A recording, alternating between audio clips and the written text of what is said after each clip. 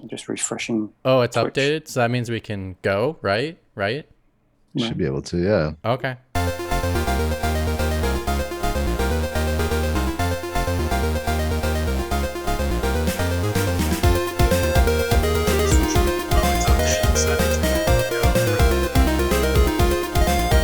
I hear my voice in the background.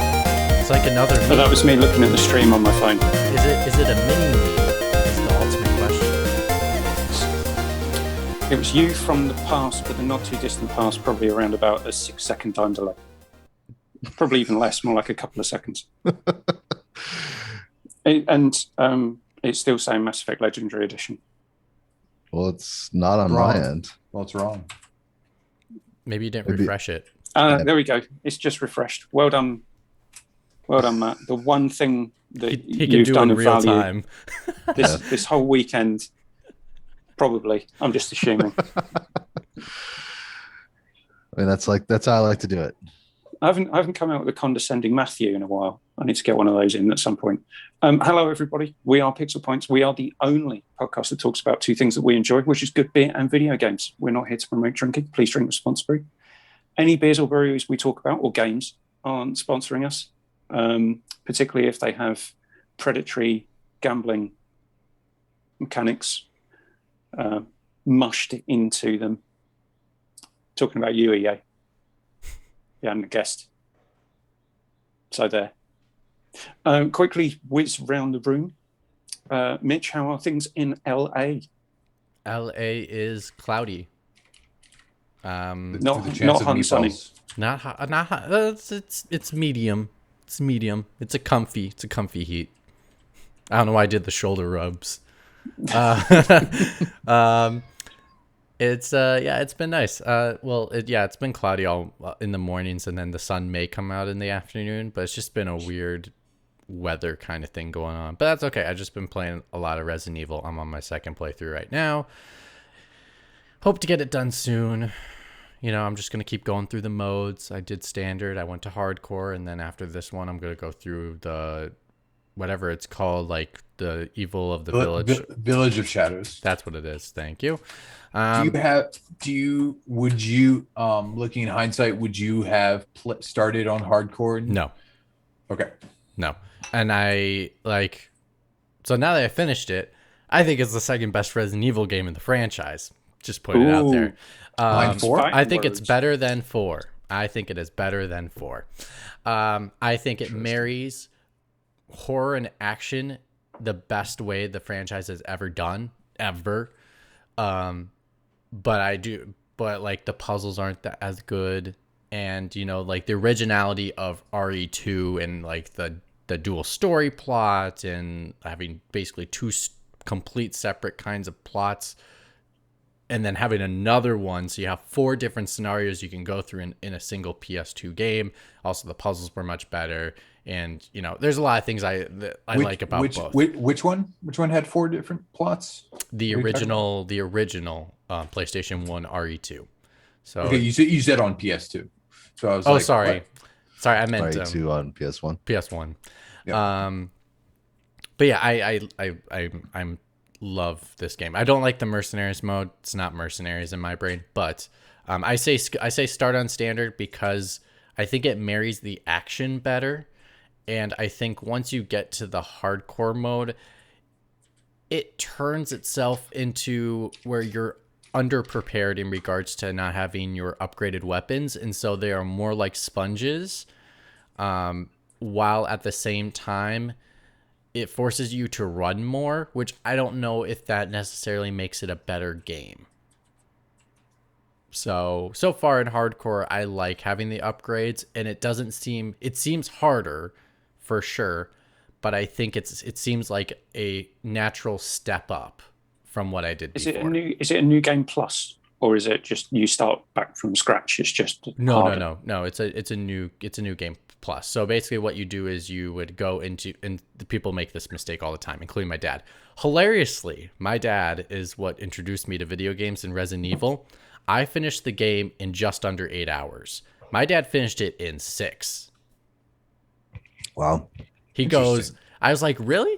He's like 6:17. I was like, You got it done sooner than I did, and I'm usually better at games than him now because I play more than he does. Because you're a hip young person. Yeah, I was shocked.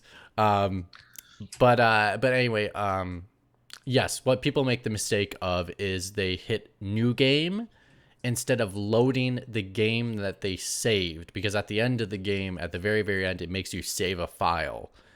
When you save that file, if you load it, it starts a brand new game with all those assets that was on that save file. So you have to go and load that save file and then click on what difficulty you want to play the new mode in. So that's something to just keep in mind for people that don't know how to find it. Because that's what my dad did. My dad started a new game and thought he could just have all his assets, and that's not what happened. So it seems like they could have just named it New Game Plus and then just loaded you in. That seems like a contrivance that maybe Capcom should have thought about. Well, I think it stays traditional to the Resident Evil of how you load up your games in Resident Evil. I think it's very true to Resident Evil. So I'd say it's a very Japanese thing to do. We can make toilets nothing talk is wrong to you. with Japan. No, Well, nothing's they wrong with can that. I just They can have toilets that talk to you, but they can't figure out how to do a New Game Plus. they just expect you to know that that's what you need to do. Right. Well, Matt, since you were talking, when you're in the on quote unquote 8th game in the franchise, it's kind of you kind of think that you've played all the games before that, or hope you did at least. So no one ever gets born. No new people live. Yeah. Like there are no new gamers under the sun. Oh, but I final comment about Resident Evil, and I'll let you move on. I'm sorry, Keith. Is that I want to say the ending and the story are really, really well done near the end of it, and I actually cared about Ethan as a character, where I could care less about Ethan the last game and going into this game, but by the end, I actually felt for him, and I was like, that's interesting for a person that weirdly, by the way they do the camera angles, you don't get to see his face. That's one of the strangest things, but I thought the story was well done at the end. Well, it's because they haven't cast anyone yet. No, they do. They showed up. They have conceptual art of the picture of him. They just don't show the face because it's a first person game. Even though they do outside camera angles, they just will never show his face. You are the Ethan. that's going to be whatever. Matt, Yes. what is the temperature in Las Vegas? It is 68 right now. Fahrenheit. No. Okay, I don't understand what that means. Oh, that's right. There's a majority of Americans. It's I'll do the conversion. It's 20 C right now. So it's actually quite cold for Vegas. Yeah, I was gonna say, Awesome wait, day. 68? Huh. Yeah. All right. I actually, That's positively tropical. Keith, it's around the same temperature here as well. It's in the 60s. Yeah, I'm surprised because we had a damn near, I think we hit 99 last week or the week before. Whew. So it was. If it I was almost- ever so hot. ended up moving to either of those two places, I would have to get rid of probably half of your clothes. half of my clothes because I would never wear them. Yeah. And I have buy more I have shorts. a closet full of jackets that I never wear. Yeah. You're also from Wisconsin. Give them to charity, stick them on eBay, do something with them, free up that closet space for the goat yoga studio you're going to open. I could always move to England. I might need them if I move there. You would definitely need them. Yeah. Right, Mikey, how is things in the Pennsylvanias? Pennsylvania's is oddly enough slightly warmer than you guys right now, but I guess it is later in the day. So it's about 72 Fahrenheit, maybe like 23 C. Yeah. Something like that. What are you playing? I'm finishing up a match of Destiny because we were taking so long, and it's so inane that So really how does- excited are you for the Destiny expansion, for the expansion, for the expansion, for the expansion? the expansion of the expansion. Of the expansion. Oh, the expansion. I actually am trapped. I can't escape. Bungie have got you in. It's preventing me from playing games that I really want to, like Resident Evil 8. It's Or very sad. or being on a podcast. It's just Sort of. President. All right. it's like there's like a gun to the back of his head, everyone that's listening right now, and it's saying finish Destiny. All right. But the problem with that I was is you able to can't finish it. Destiny. Indeed. Destiny's a weird one. That's another one where you'd need a walkthrough. There's two different websites that people need to use to be able to inventory all of their stuff. Yep. And then understand the story on top of that. If that's what people need to play your game is impenetrable. Which also I want to say the story is impenetrable. Like the story, it's so complicated from the beginning. Someone who says they understand Kingdom Hearts. Don't you quote me, sir. I do understand Kingdom Hearts. Don't you dare don't you do that. Don't you do that. Don't do the sky commas. No sky commas on this one, broski. Yeah, and I understand the Book of Ezekiel, but you don't see me jabbering on about it.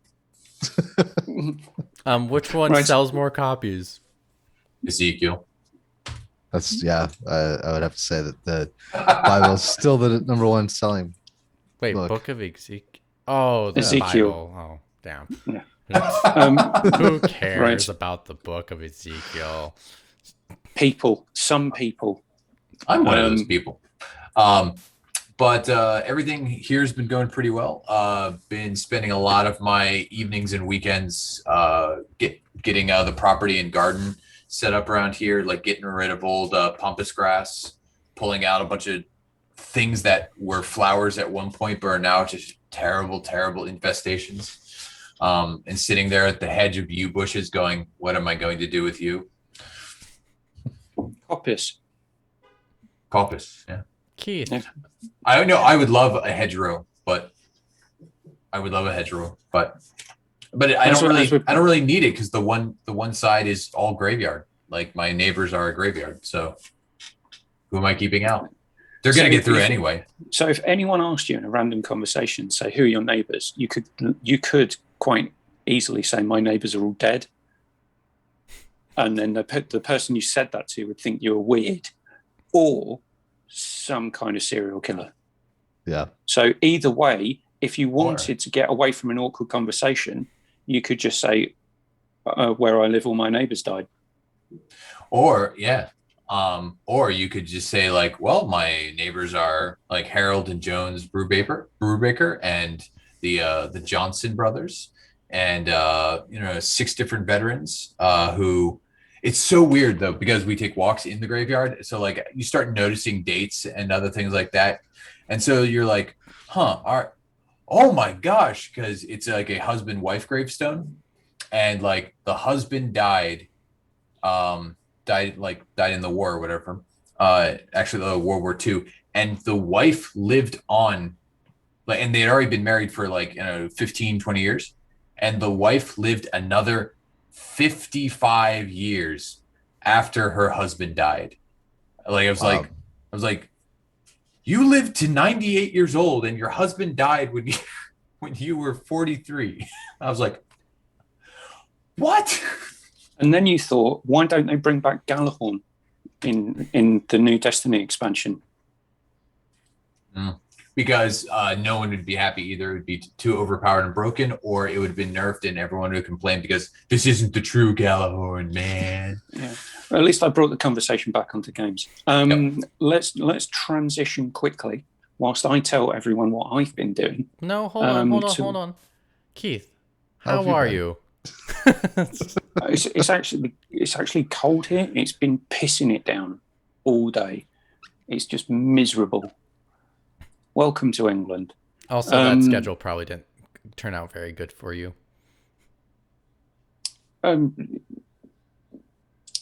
Sunday mornings seem to be the only morning that I can actually sleep.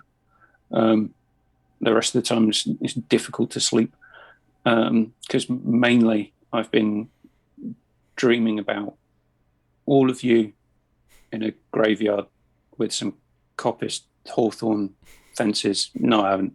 Right, I'm fine. I'm all good. I've been playing a lot of Outriders, interspersed with periods of frustration playing online first-person battle royales. We all just nod. Understood. Frustration. Right, let's transition to beers. Does anyone have anything they want to talk about? Because I have an actual beer. I am drinking a room temperature Nitro Murphy Stout.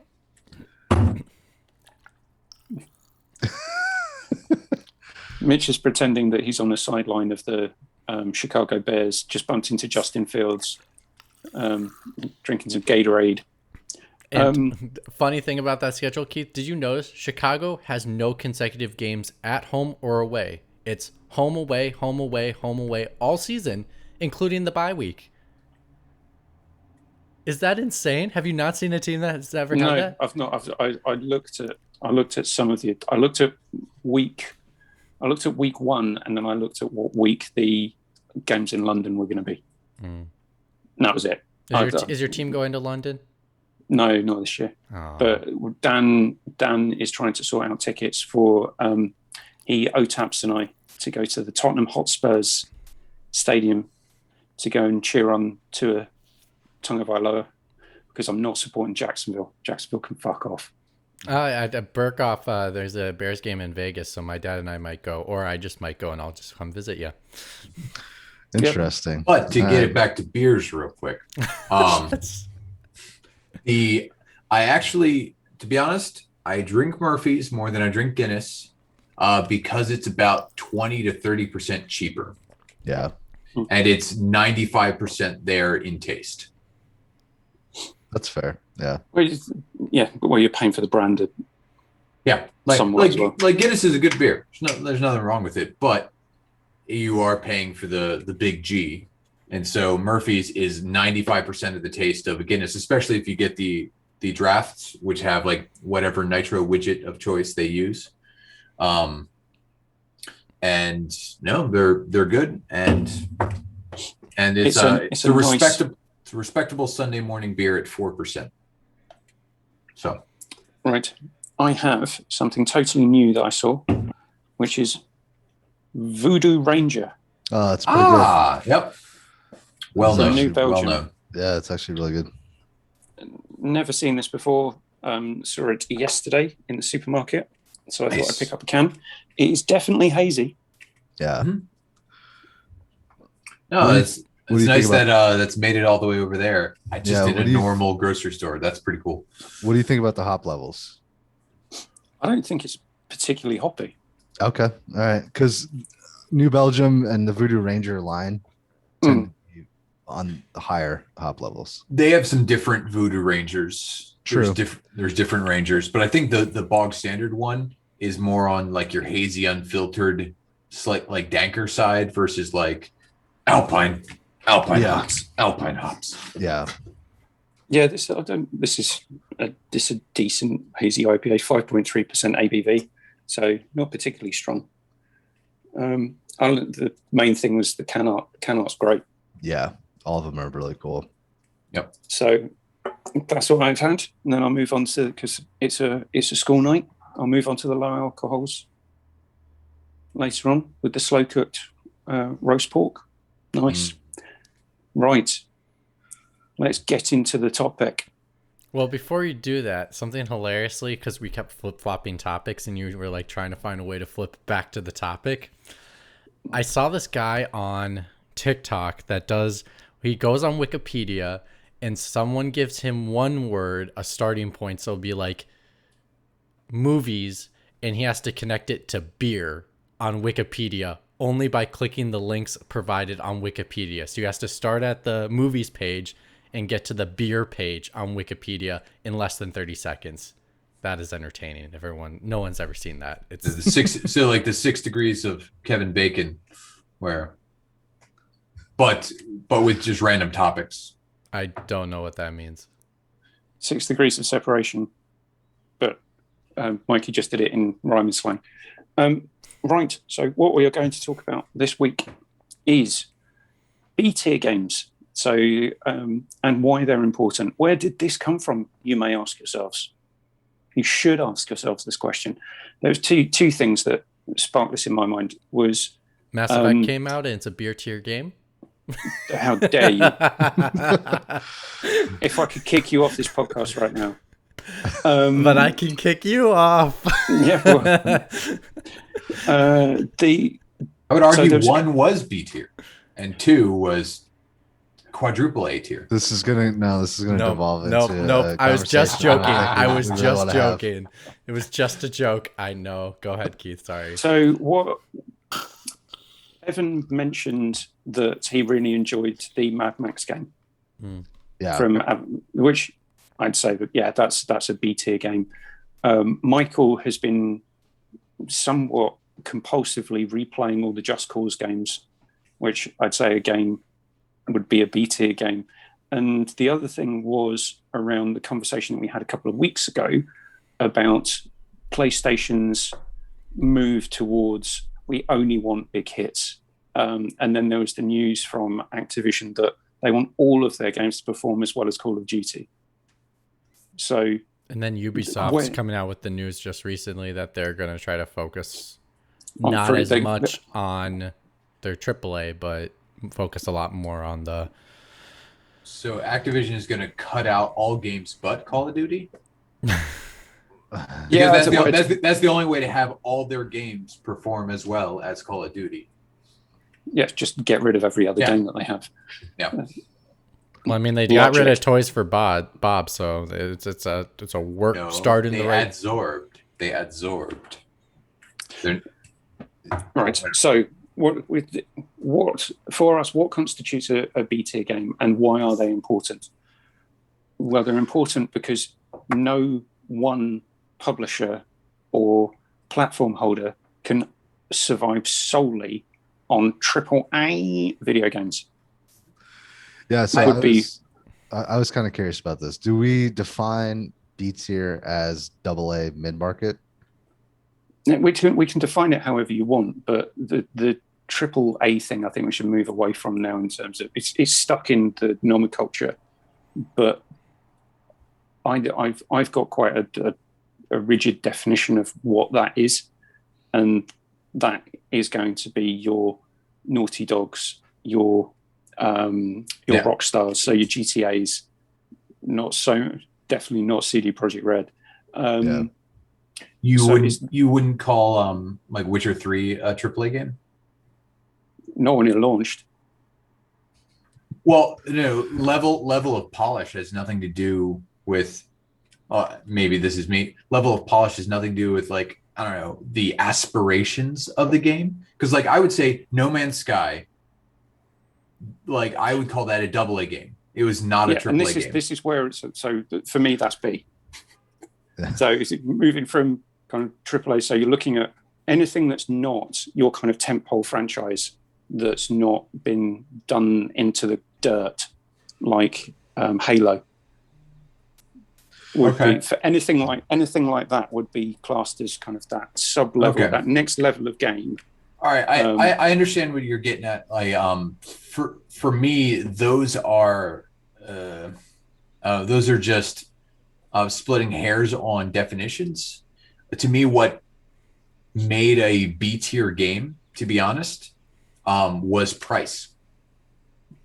Like the pricing of a game is what made something B tier as far as what like people were willing to spend on it, what your expectations were. And I was going to actually bring this real quick. Where do you think the B tier game type started? Because I was trying to think back to my roots, like playing Wolfenstein, Commander Keen, other stuff like that. I'm like, which would I classify as B tier and AAA at the time? And I'm like, well, there really wasn't. Games were games. Well, I think the big thing came into play of B tier was, and you're right, price, but that's in the mind of a person that plays console games. If you play PC games your whole life, like prices fluctuate extremely in regards to price of games. Whereas consoles, things were either $50, $60, now $70. Or the original Spec Ops game, like one of the first ones there came out at $20. Yeah. Yeah, I think prior to Xbox Live Arcade and the rise of like those indie titles that got huge success, Or just there got was into the market basically of yeah consoles. there was, I mean, there was like mid-market games that were third party, um, lower development budgets. Um, those were the games that were like the B tier games. And then after Xbox Live Arcade, um, you had the indie titles that were that had sort of filled that niche, um, especially like with Steam and Steam sales and stuff like that. Yeah. But I think of like today, B tier is Don't Nod and Spiders and, you know, Yeah. the, What would the you double Epic A. Games. The what would you double A call mid-market. the what would you call the $39.99 when it came out SpongeBob game? Like that type of stuff. Yeah, licensed crap can get thrown into double A B tier for sure. Well, especially since it was a remastered game, basically. No. I'm not talking about the new. I'm talking about like your licensed games that like in the PlayStation 2 era, like Yeah, Xbox I 360 count era. I count Wolverine back then as a would beer come tier out at game. would come out at $40. Like Yeah, Barbie's riding Horse adventure. Adventure. yeah, I do remember playing that as a kid. I don't know why. I remember the apple scenario. You had to like align the apples or something like that in a rainstorm. That's one thing that I'm Barbie. glad that I'm older. I don't have any recollection of that game. Yep, neither do I. So what? Right. So going back to the premise of this, and again, part of it has come out from me playing Outriders a lot. That feels like a B tier game to me. Yeah, but it's got the reason that I kind of treat some of these things slightly differently. So from Mikey's description, I would say No Man's Sky was probably a sub-level game for Sony, but it had Sony backing. Yeah. Outriders has got Square Enix backing it. So this is where I'm trying to get at. So let's make the distinction. So indies are the separate thing. What I'm trying to focus on is these kind of publisher or platform holder backed studios producing titles that people historically would have said that they were AA or so it's still B tier games. It's still Bandai Namco. It's still Activision. It's still like household publisher names, but putting out a game that is definitely not up to scratch which is why I'm not sure how Activision would actually deliver on the promise of all of our games need to perform as the same as Call of Duty. So you're not. Call of Duty is the unreachable benchmark. Okay, this is a bit of a tangent, but Candy Crush performs admirably well for them. I don't know what the exact numbers are, but are they putting that on the same level as like? Well, if that made the same money, right? Yeah, mobile is still its own beast.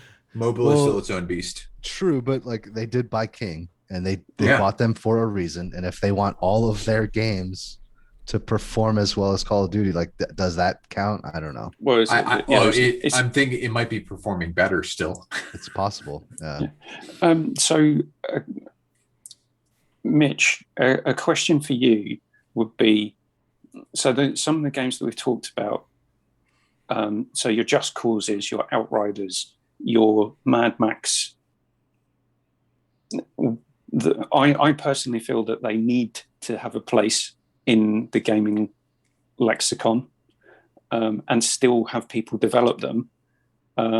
You being the rampant Sony fanboy that you are, not true. Just get the digging. So how does Sony then kind of meet that level of expectation?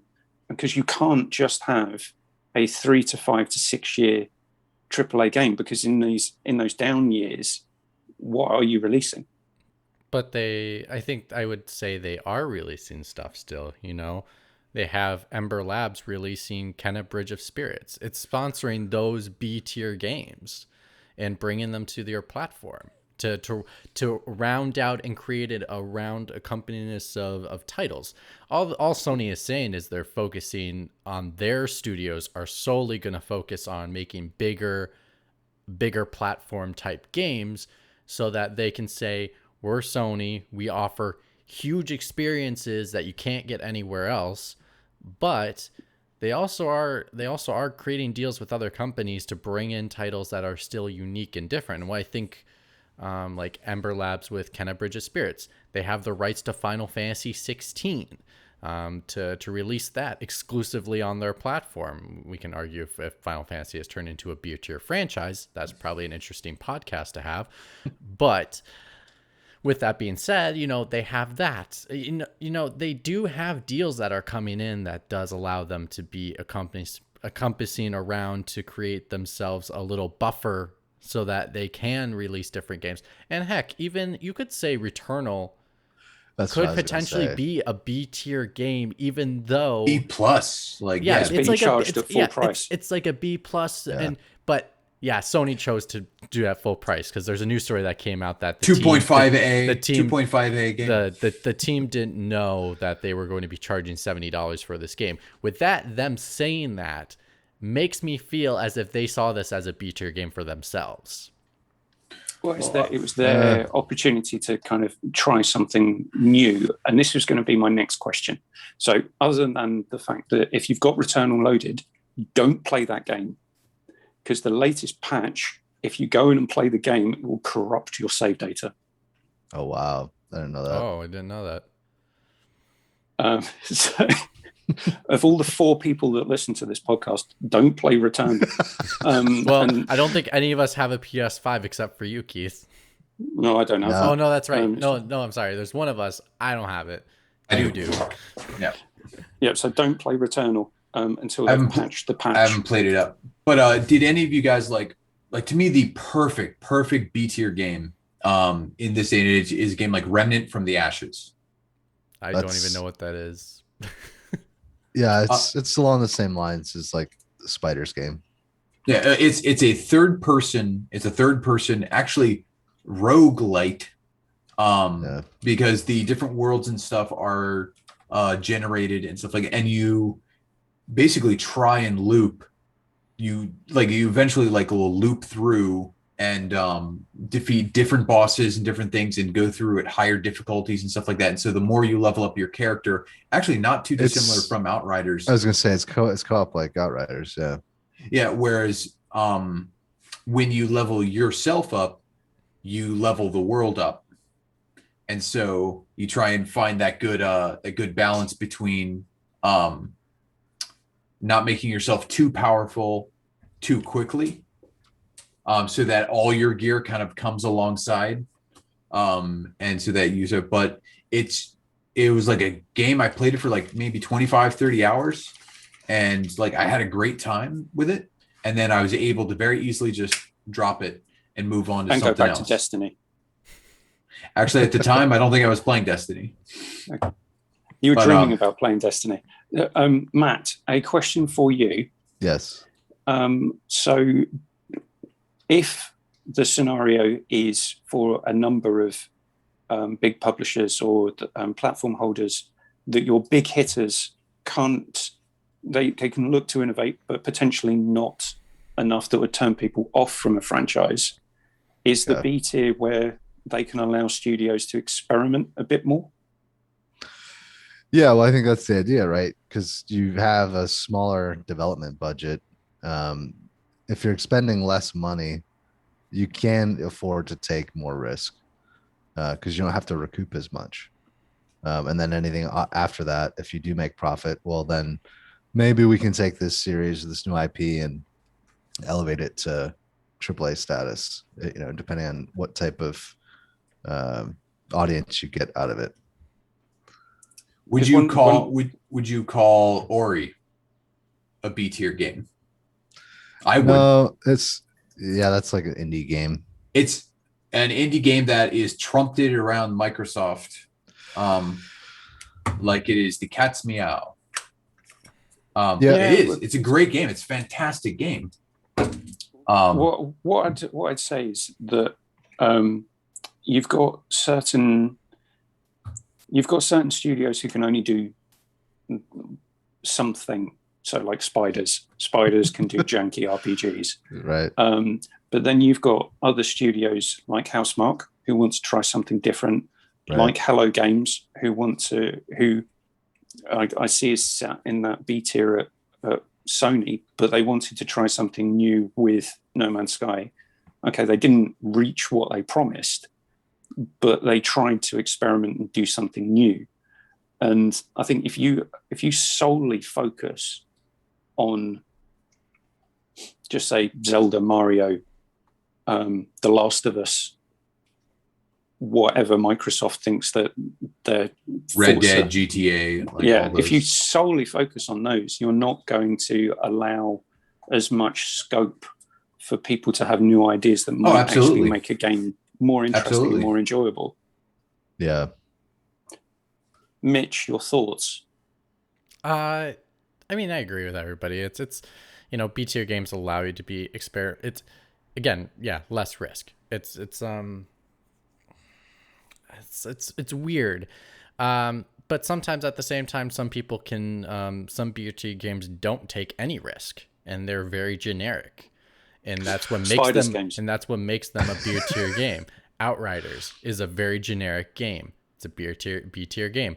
Mad Max is a very generic game. It's a B tier game. I would say Rage 2. There isn't a third one. Rage 2, I played that one. That is a very B tier game. A lot of the time, the elements in it are not refined. It's like the studio is not there yet. It's like you're almost there. You're just not there yet. Or they take a very big risk, and it could pan out. But I think when it pans out, that's when you put them on the A-level status. So usually it doesn't pan out exactly how it should. Here's the thing. I would argue some of the Castlevania games are B-tier games. Yeah. Well, I was going to say, I think that Mitch is... They have huge cult status, but... Mitch is tapping into another portion of the B-tier segment, though, which is like clone games. So like Darksiders, when that first came out, that was very much a Zelda clone. It was unapologetic about it. But sort of because it did so well, it got elevated in subsequent games. But when that first came out, that wasn't like AAA, at least not in my opinion. The only thing when everyone says a Zelda clone, and this is just my thing about Zelda, when everyone says it's a Zelda clone, I always push back a little bit just to say of like, it may be a Zelda clone, but it's probably a better Zelda than you've seen in the last 5 years or the last 10 years because Phoenix Rising, because they don't release as many Zelda games and they're not very good.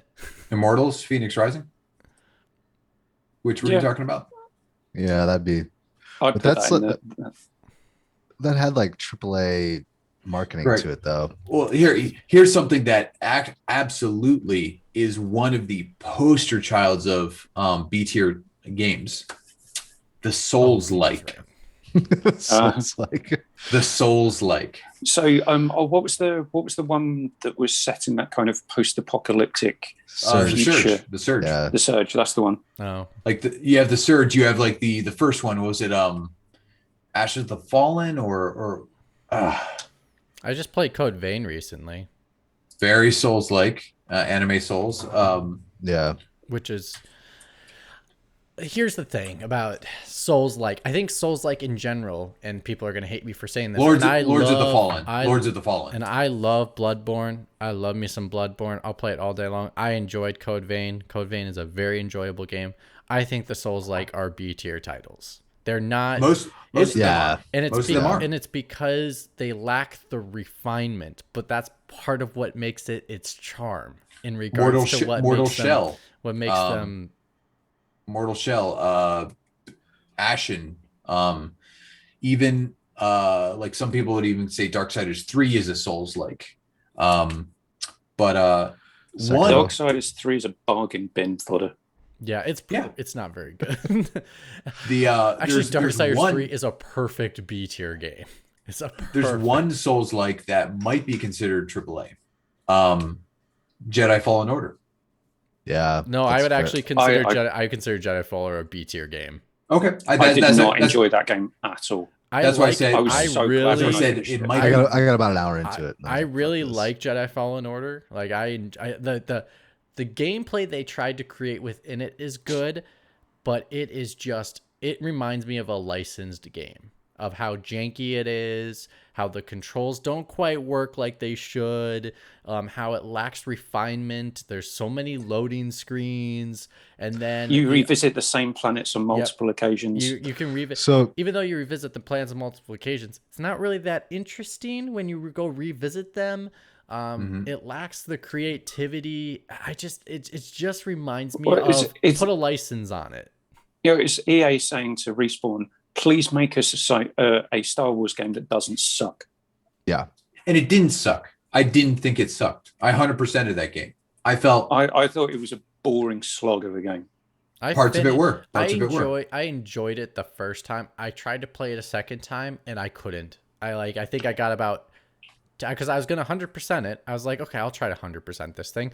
I put in my save and then I was like, I think I got about less than an hour in, and I was like, I really didn't like this game as much as I did the first time.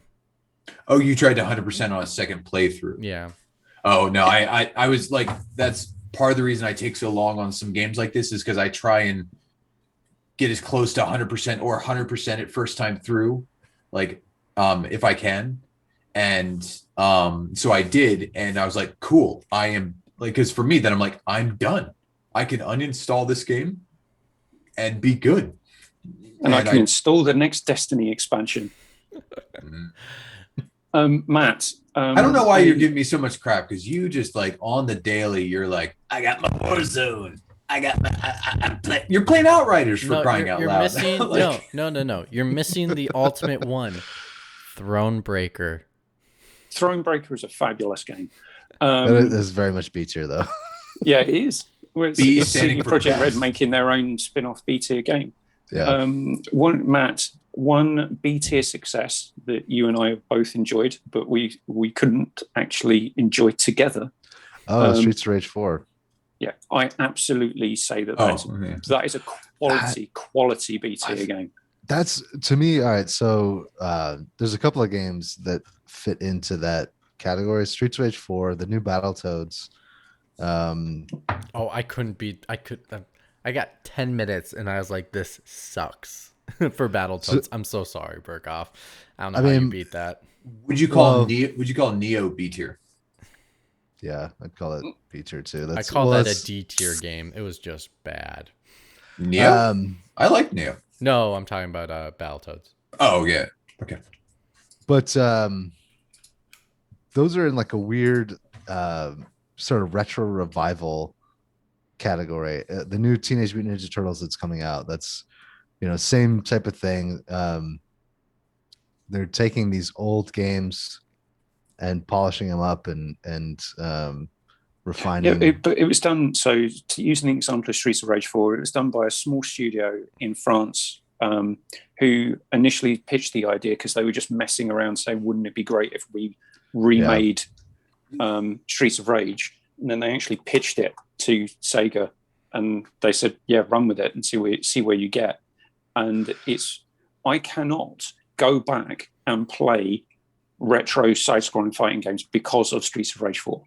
Because it's such a good progression and forward changing of the genre that it feels so much better. Well, the controls are tighter. The way the sprites move is smoother. Yeah, it's I hope Shredder's Revenge is very tight and good. Yeah, that's what I'm saying. I think Battletoads was like that. My wife and I sat and played it, and at night Mitch does not agree. If you co-op it with somebody, Mitch, you might have more fun. What I would say is somebody. on the Battletoads front, and I couldn't hold it in. Thinking about B tier games, is there a new, Mitch, specifically for you, because I know how you we've spoken about this, we've talked about it as kind of random topics on this show in the past. Is now the time to reclassify B tier games as Game Pass fodder? Probably. No. Yeah, absolutely. And not, it's, again, as we say this, it's not an insult of the game itself if it goes on Game Pass. It just says it doesn't deserve the quality of you paying your full buck, or they don't. Here's the thing about B tier games. Again, we just mentioned multiple elements of what makes a B tier game. They're generic. They take risks and may not be as successful in taking that risk, or they take no risk at all. Those type of titles, if you said I can only buy 4 games a year, would you really spend your money on that kind of game? And if you're asking the general public, no. So that's why PlayStation Plus exists. That's why Game Pass is so successful, because it's full of those kinds of titles. It's kind of those kinds of titles where I never thought of going to that title. I never thought paying full price for that title. Oh, it's for $5 now? Oh, I'll buy it now. It's that kind of mindset. It's like when I played Rage 2, and I had a review on my channel at the time, I said, don't buy this game for $60. But I'm having a blast with it. Like the gunplay is so much fun. And I was like, if it's for like $5, go for it. If it's free on PlayStation Plus, go for it. If it's free on Game Pass, go for it. Because the gameplay in regards to the gunplay is so much fun, but the rest is crap. So it's a very generic open world game. Yeah. Well, and it's also made by 2 different studios, and you can tell which studio made what. id Software made the gunplay, and Avalanche made the driving stuff. And let's just say the gunplay is the better part of the game. The driving is utterly boring and crap. But anyways, yeah, I honestly, that's what it is now, and that's not a bad thing. It allows more people to have the opportunity to play them. I just think, there will be those unique experiences I think people will pay for. Like, I think Kenna is a great example of a B tier game in my mind. And I put it on the B tier side because it's made by a smaller studio, even though it's polished and looks like it would be on the regards of a AAA game. But it's not a long game. It's priced shorter, and this team is smaller. Is that one I will pay to play? Absolutely. Because it has that such uniqueness that sprites out from it that would make anyone want to play that game. Compared to, like, if you throw me Outriders, you go another serviced game, not a service game because it isn't. It might as well be. It might as well be. It looks as if it is one, even though it isn't one. And then you play with your friends. It's online only. That is meant for something like a Game Pass or a PlayStation Plus for the month. Well, I've said it before, and I'll say it again. If I had paid full price for Outriders, I would have been asking for a fucking refund. Yeah. You've been Outrider crazy and asking for that refund. But because it is free on Game Pass, I'm going to finish it, and it's actually quite a nice. It's a great podcast game. So I've been listening to Pro Football Talk whilst going through Outriders, because I don't have to pay attention to what's going on screen, because I know I'm just going to get swamped by hordes of enemies at some point. That's another example of what makes a B tier game. Do you have to pay attention while you play the game? Nope. Well, you do with Streets of Rage 4. If you don't pay attention, you have your arse handed to you. And I guess I could say I do that with Assassin's Creed. If I ever play an Assassin's Creed game, I don't really pay attention to that game at all. I just kind of like watch something in the background. Go, okay, kill this guy. Okay. Nah.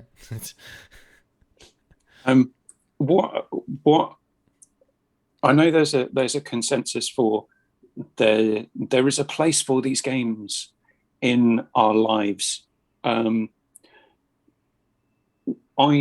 concerned that without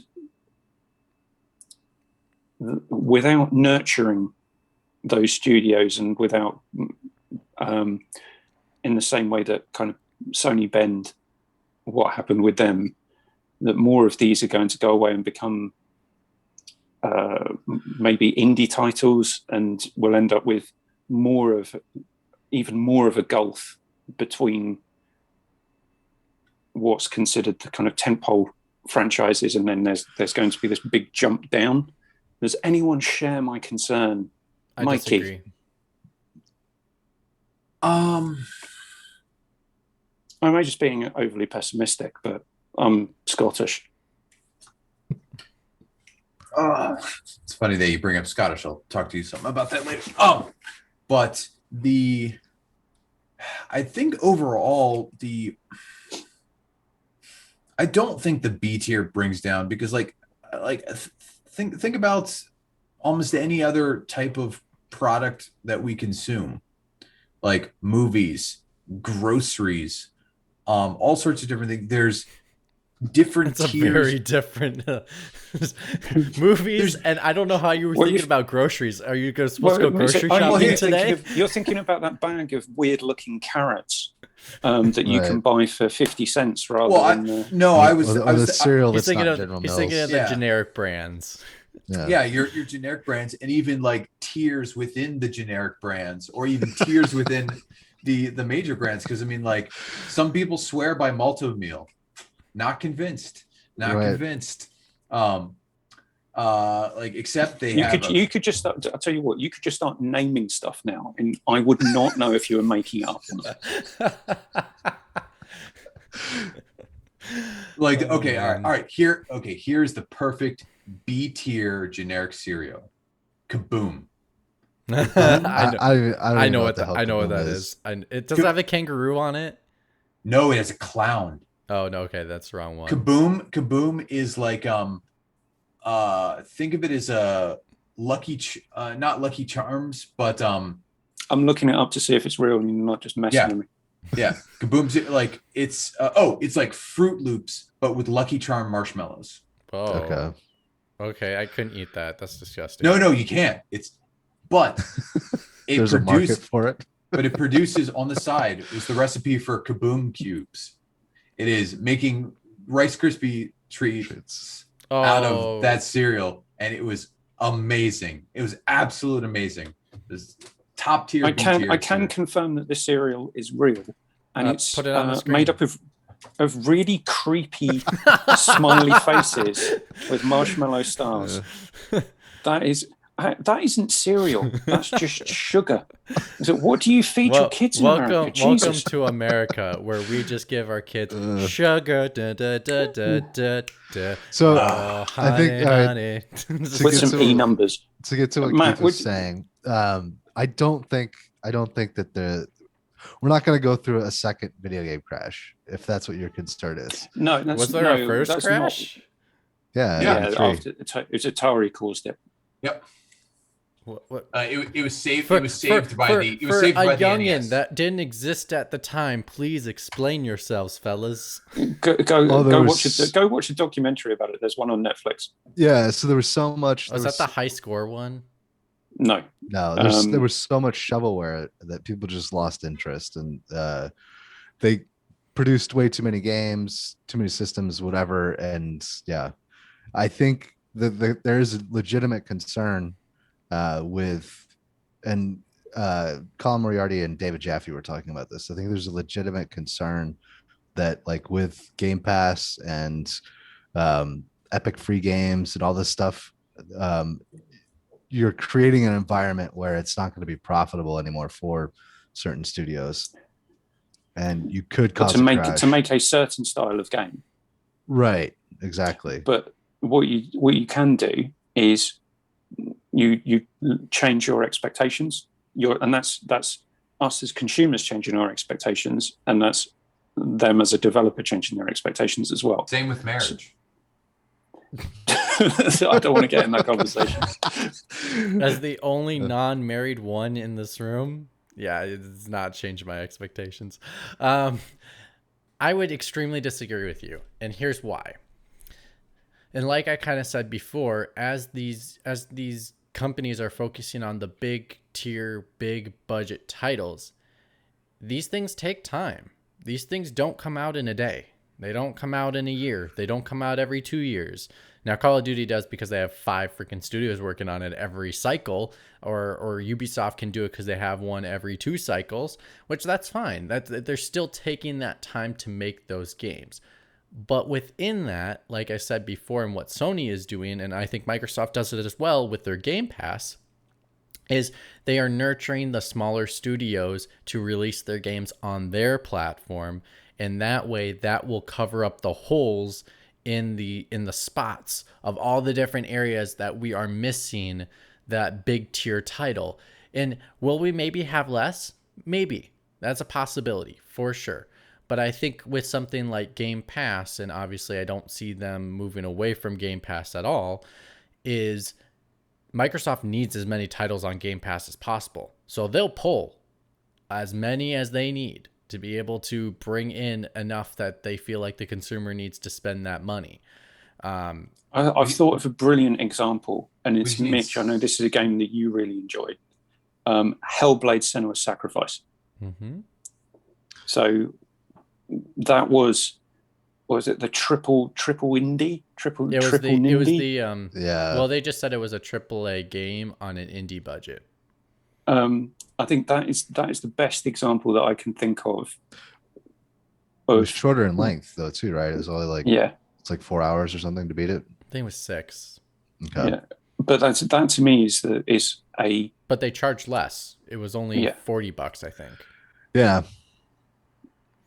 so that is where Matt and I have bitched about differential pricing for games for way back when, on a previous iteration of a different show. So I think for me, there needs to be a place for B-tier games, because I don't have the money to spend out on all of the AAA titles, and then I don't have the money to then engage with the recurrent user spending models that most of them engage with. And sometimes it's actually quite refreshing to go and play something that you know is going to be a bit shit. Yeah. Oh yeah, like there's a place for vapid video game. Like it's I'm not talking about vapid. I describe Outriders as vapid, but okay. I actually quite enjoyed Greedfall. That's one that I need to get back to for sure. It was okay. I couldn't finish it though. I just It's hard to get into. yeah. I got it for free, so I'm gonna try it. I will say though, like I just agree. want someone to sue Microsoft, so we can get the numbers for how much they had to pay for all those Game Pass things. It's probably be it's probably on par with Epics. yeah, some of the Epic free games. Yeah. for sure. Especially Outriders. I'm wondering if they paid. Well, yeah, we talked about that, right? Like Square obviously made the decision that you're clearly giving us more than what we think we can make on this, or at least enough. Especially because the game didn't work. Yeah, or I wonder if there's a clause like if say the game is say like Cyberpunk had gotten a Game Pass deal. Say Cyberpunk had gotten a Game Pass deal, and it was so broken. I wonder if Microsoft still has to say, hey, you're not getting a portion of this money or something until this is like They would never have. They would never have. If The CD game developer would never have signed that. No. well, all right. So The yeah, game this developers probably- would never sign that contract because they basically when they give you here's the approval process. So this like if we want to get into this kind of thing, CD Projekt Red, the reasoning behind why, and I know this because I talked to a couple people who work at PlayStation, they said to me specifically that the reason why PlayStation was okay originally putting it on their store, even though they saw it had problems and it was broken, is because a vast majority of the games that they put on their platform, when they do this, every other case, it is always fixed on the day one patch. And they always assure them to say, hey, here are the issues that we have. And then they will say, okay, we will fix them on the day one patch. That's what CD Projekt Red told them. It was not fixed on the day one patch. So once they got enough complaints about it and not seeing that they were fixed, that's why they pulled it off the store. So Microsoft has the same kind of deals. Nintendo has the same kind of deals. Yeah, Well, no, that's- I meant if it had been Game Pass in the same situation where it's Microsoft like was okay, CD Projekt Red was still made its money because Microsoft assumes it will be fixed. I'll give you an example of why that wouldn't have happened. Anthem, yes, that Anthem is still on my promoted games list on Game Pass. They're switching the servers off soon, and it's still up there as saying games you might like. Yeah. You might like this. I only played the beta. I had fun for like the 6 hours I played it, and then I was like, You well done for actually managing to play it, because I couldn't even log in. It's good for you to actually have fun with that. well, it's because I had other people to play with. That literally is the like here, like Anthem. Good for you to have fun. Destiny, 100%. If I did not have a group of friends, like real, like friends that I actually have, as well as some online people who I play with, that game would be as boring as whale shit, and I would not be playing it anymore. Yeah. So can I, to kind of bring this to a conclusion, the risk by putting all of your eggs in the AAA basket is you end up with an Anthem. You can end up with an Anthem, and it's devastating. Yeah, and so by having smaller studios do different titles and having a diverse portfolio of work, you should all... I would reword your saying a little bit. I would reword it in saying,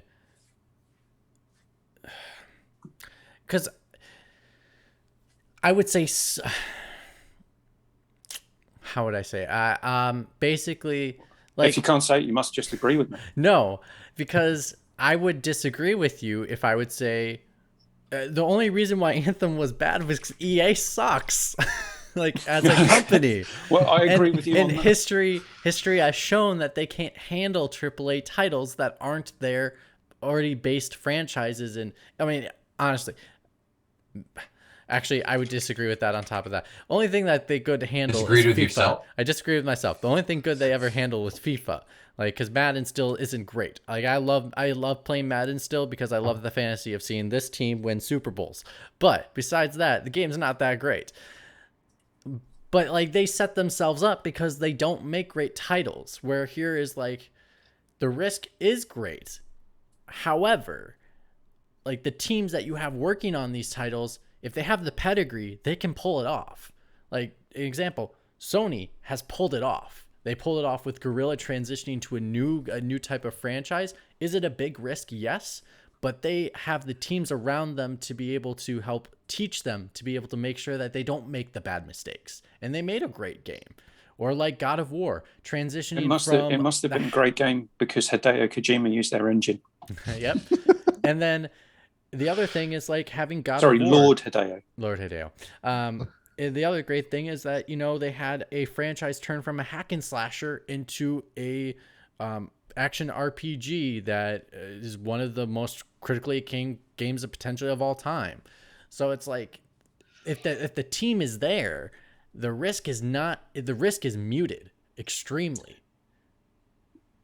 Yeah, potentially. So one question: Death Stranding, B tier. Yeah, B tier. I'd say it's AAA. It has the budget of a AAA, but I see it as a B tier title because it's very basic. I don't know. I mean, it's Death Stranding is Amazon a basic bitch of a game. Would you say it's Amazon basic? Right. I think we've exhausted ourselves, and I need to go and continue cooking. I think we've all agreed in different ways that a lower tier game, whatever that looks like, is still important, and we still enjoy them. The thing that concerns me is the model where you're going to make a technically lower tier or shorter experience, or a less polished game, but then continue to charge full price for it. And that's the thing that concerns me with Activision coming out and saying they want everything to be as successful as Call of Duty without clarifying what that actually means. Because successful to them is cha-ching. And if they don't have the money and they can't charge full price, they will never reach Call of Duty. Never. Because if they charge $40 and they get less sale, they have to get almost, say they charge $10 less. They have to still get 10% more sales than Call of Duty. to make up or that cram dollar. or cram even more microtransactions and battle passes and Yeah. whatever else into the game. But I think one thing with this happening though, and again, the reason why I think it'll stay the same, in closing my thought on it would be, I think indie developers, smaller developer teams, outside development teams will still make games, and it's just up to the big boys to find these games and bring them into their tent pool. So so if they can't do that, and they don't do a good job of that, then I think the beer tier game, or the indie game will start falling shorter and shorter and not have so much in the market anymore.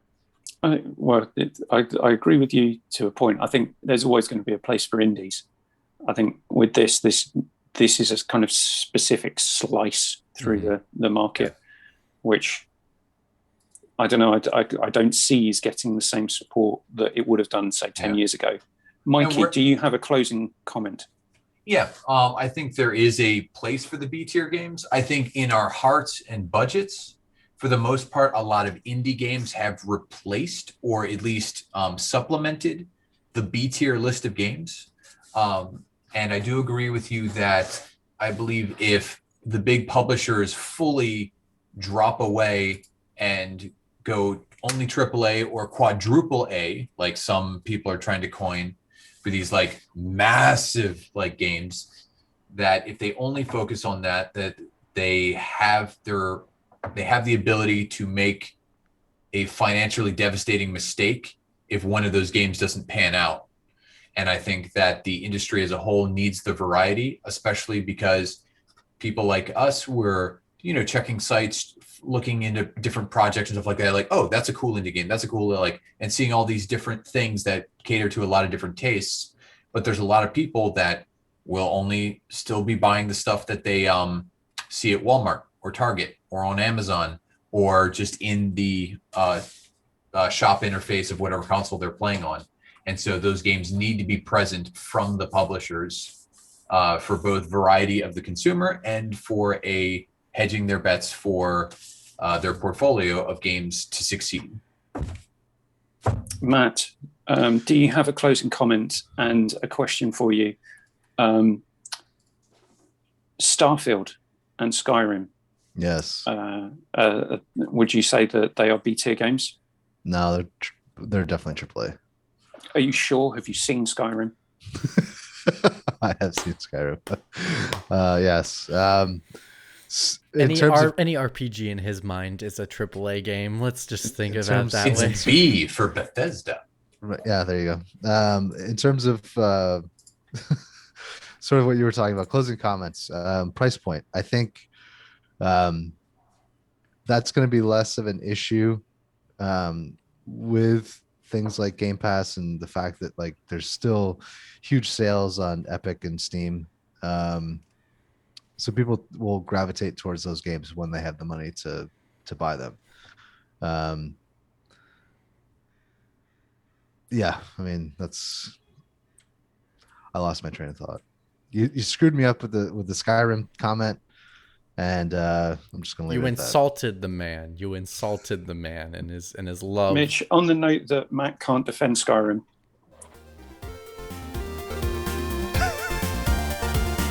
I do think that it's interesting, talking about broken games coming out on Game Pass or whatever.